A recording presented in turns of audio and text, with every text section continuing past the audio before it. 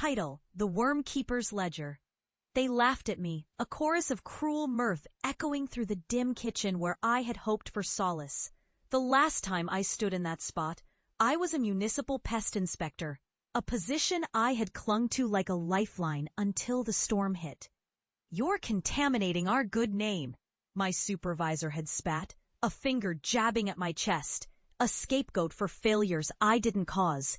I was fired, blacklisted, and branded with the shame of a town that didn't want to face the truth. My family, always quick to judge, seized on the opportunity to push me deeper into the shadows. "You'll lose your mind," they warned, sneering at my newfound obsession with underground vermiculture. "This will disgrace our family." But what did they know of the shadows? They didn't hear the whispers that beckoned me into the darkness, nor did they see the writhing truths I uncovered beneath the surface. Years passed as I withdrew into the earth, my sanctuary. I studied the worms that slithered through the soil, creatures rumored to herald death. They were more than mere vermin. They were conduits to a dread that transcended our understanding. Each night, I'd scrape the damp soil, uncovering secrets that lay dormant and waiting. My fingers would itch with the thrill of discovery, and for the first time, I felt power coursing through me. I wasn't mad, I was awakening. Then, as if the universe conspired to reveal my triumph. My research bore fruit.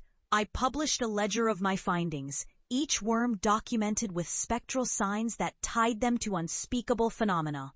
The world began to take notice, and my name was whispered with a mixture of fear and reverence. I became the Wormkeeper, an expert in the dark, a harbinger of truths best left buried. And now, after years of exile, I stood at the threshold of that kitchen again, prepared to confront the family that had cast me aside. I could feel the worms shifting in their containers within my satchel, their presence a reminder of the darkness I had embraced. I had returned not just to show them what they had mocked, but to unveil what they had feared. The air was thick with tension as I entered. My mother was the first to notice, her gaze flitting from my weathered face to the satchel slung over my shoulder. "What is that?" she asked, her voice trembling. The laughter of yesteryears replaced with an uneasy hush. "Knowledge," I replied, my voice steady, "and a warning." My brother, the ever-skeptical one, scoffed. "You still believe in that nonsense? Worms, really?" His derision had once cut deep, but now it merely felt like the buzzing of an insect, annoying yet insignificant. I opened the satchel and they recoiled as I revealed a glass jar filled with writhing, luminescent worms. They glowed faintly, illuminating the fear etched on their faces. "These are just worms," I continued, my voice low but fervent. "They connect to the very fabric of our existence. They reveal the hidden truths of life and death." As I spoke, the atmosphere shifted. The lights flickered, casting long shadows across the room, and I could see the skepticism in their eyes slowly morphing into something darker, something more primal. "Let me show you," I said, a shiver of excitement slithering down my spine. I reached into the jar, my fingers brushing against the cool, slick bodies of the worms. They respond to intention, to fear. With a deep breath, I focused on a memory I had buried deep, the day I was scapegoated, the laughter that rang in my ears. I felt a pulse of energy emanate from the jar, and, almost immediately, the room chilled. The shadows in the corners twisted and contorted, pulling into form.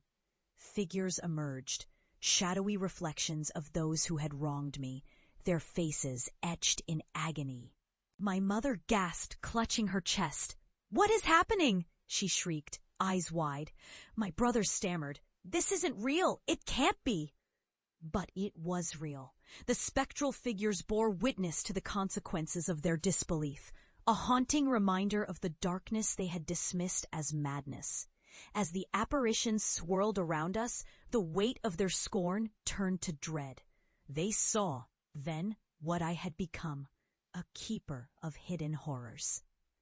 I was no longer the disgrace they had made me out to be. I was a guardian of truths they had mocked. The family that once ridiculed my obsession now trembled before the very darkness they had denied.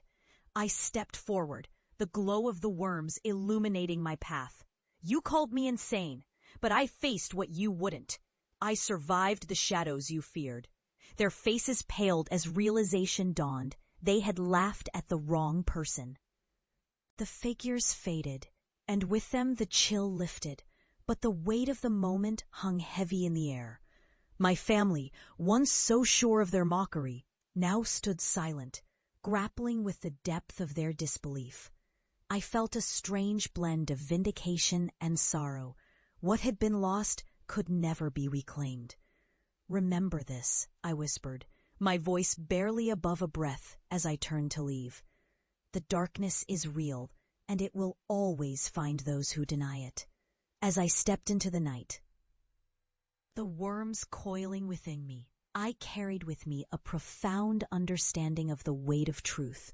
My family was now tethered to the very horrors they had ridiculed, forever haunted by the knowledge that they had sent me into the abyss, only to find the darkness returning home. The shadows would whisper my name, and in that chilling echo, I found my own unsettling peace.